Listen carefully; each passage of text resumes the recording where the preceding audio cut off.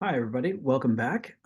So the last time that we were together, we had covered some basics of how R works, including that everything in R is an object, and objects are containers that usually have labels, but not always, usually have labels, but they always hold values. Um, these objects can contain character information, they can contain numeric information, they can contain logical information, they can contain many other types of information, but we usually start there. We can use the keyboard shortcut Option minus sign on Mac or Alt minus sign on Windows to get the assignment operator here. And this is usually how we create new objects. We've got the whatever the label is on the outside of the object and what are the value that goes into it. And then we said that R had two adjectives we usually use to describe it. One is that R is a vectorized language, so it's designed to work on ordered sets of information. It doesn't always have to be numeric information. It's not like the idea of a mathematical vector. It's just any ordered set of information. And the second thing was that R is a functional language, and that means that R is designed to work with functions, but also to be extended by you or by other people who want to write their own functions. And finally, this is kind of a recap of all of lesson two. We can get help on certain parts of R by using the question mark symbol and then the name of a function. We can go to Google, we can go to Stack Overflow, Stack Exchange, and other stuff like that. And then we also gave a brief overview of what an R script is and why it's important. Now, this is kind of where we want to go the next step in this conversation. And so the bit on R scripts is a good bridge between the R basics and the next part of the lesson. The next part of the lesson is something called quarto, and it's all about making reproducible reports. So if you had this R script, let's say, for instance, that you're working with a clinician or you're working with someone who's probably not a data scientist or statistician, and they said, okay, I want you to write up a report. If you sent them this file, we would save it as a .r file or maybe as a .txt file. This is not very professional. This is not the kind of thing you certainly couldn't publish something like this, at least not without some additional help. Maybe this could go as a supplemental file to a manuscript. Um, but even then, a lot of times, if you had just emailed this to someone, if their computer doesn't know what .r means for the end of the file, it's going to pop up a window that says, I don't know how to open this file. You need to search the internet for an application that will open up a file that ends in the file extension .r.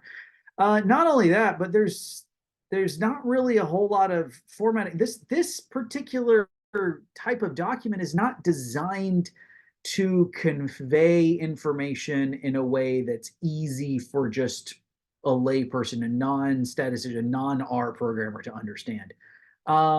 So we need a better document. We need a document that will obviously allow us to organize our work into sections, which we have that with a script. We can organize our script into sections, but we need the ability to add comments, if you will, to explain why we're doing what we're doing, but also the ability to add code. And it would be really nice if, I mean, this is something that not even the script could do, but it would be really nice if we could somehow include the output of the code in the document so that we can show our readers, like, okay, whenever we fit this linear model or whenever we perform this calculation, this is the result of that calculation, something along those lines.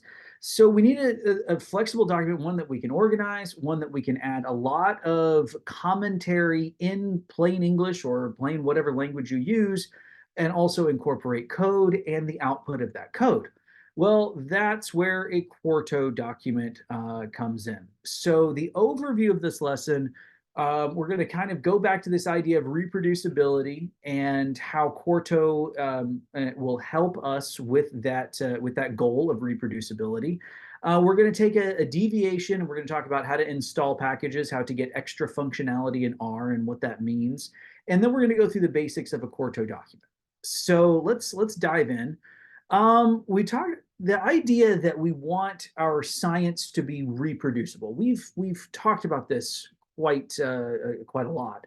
But if there was one of these fancy documents like what we're talking about, not like this, but something with a lot more functionality that actually shows exactly what you were doing, and you have the commentary there in English for a person to just read that explains why you're doing what you're doing. And then the output of that code is included there. So imagine a manuscript. Like the next time you're reading your epi paper, the next time you're reading a public health paper or whatever, and it says, "Oh, we did a t-test on these two things and found that they were different." Imagine if in that paper there was a button for you to click and it popped open and it showed you the code. It literally showed you exactly what they did. So you've got the commentary that says, well, we performed a t-test of, people above this age versus below this age in their response to whatever this treatment is. And then you actually could see the code there. And obviously, most people wouldn't care to see the code, so they'd keep that section closed. But if you wanted to, you could click a button and it would expand this section and it would show you the code. And then in the results section of the paper, you actually see the table or you see the output of the linear model to say, okay, well, the p-value is, 0.01. So something less than 0.05 or whatnot. And that would be very, very helpful for us. Again, with this idea of reproducibility, that you would remove a lot of the guessing games, if you will.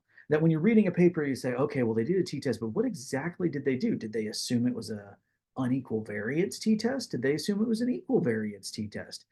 Why did they break up age as old versus young? Why not just use age as a covariate? What's going on with all of this? So if you include the code itself, you get to see exactly what the authors did.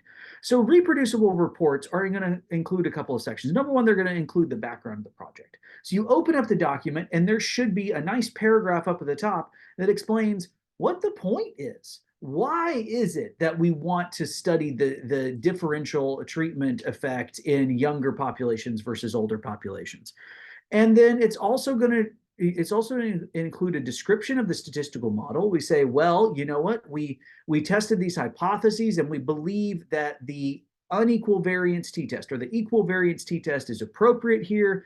And because we recruited people from a very young cohort versus a very old cohort, we really think it's just a young versus old treatment effect. We don't need to actually include the age values themselves. And we've checked the assumptions and we see that there's some heteroscedasticity. So we believe that an unequal variance student t-test is appropriate. All of that stuff can go in the methods section, all in code.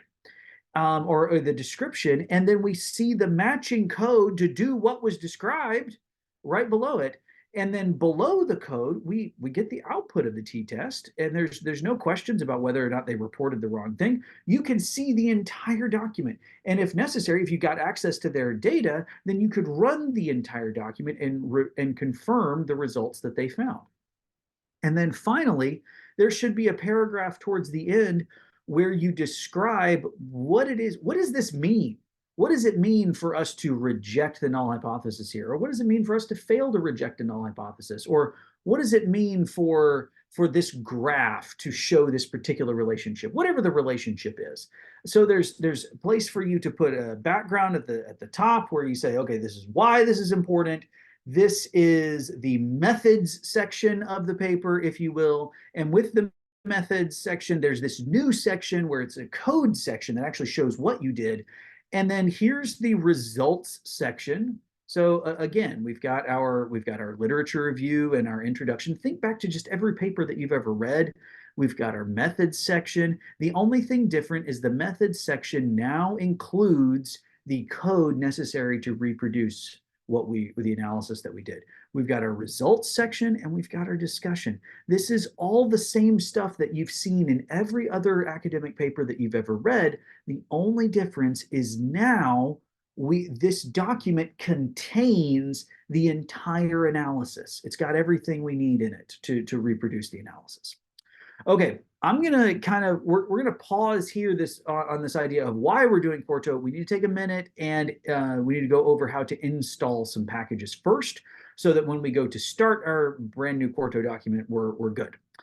Okay, so I'm going to have you do this exercise, but I'm going to kind of give you the answer, if you will. So if we search for package for writing reports in our studio, I go to Google with this, we're going to see a couple of different packages. The first one that comes up is the knitter package, but there are others. So there's also this thing called Markdown, and Quarto, which you haven't learned about yet, but Quarto is actually Markdown, well, sort of Markdown version 2. So we've taken a lot of the stuff in Markdown, or the people that developed it took a bunch of the stuff in Markdown and then just kind of standardized it, made it better. Also made it to where it works with Python notebooks, and it works for Julia and some other things as well. It's just not just R. Um, but anyway, there's this thing called Knitter. Knitter is super helpful. So we're going to take a minute, and this is the assignment. This is the assignment that I'm going to leave you with, and we're going to stop the video. I want you to go figure out how to do help files. So right here, I want you to find out how to install the Knitter package. Okay, so work through these exercises, build on what we've known so far. Build on the fact that you can use the question mark function to help get you some help. And then also we can go to Google, we can go to Stack Exchange, and I want you to try to figure out how you would install this package called Knitter. Okay? And that's where we'll pause it here for now, and we will pick back up after you've installed the Knitter package. All right. See you soon.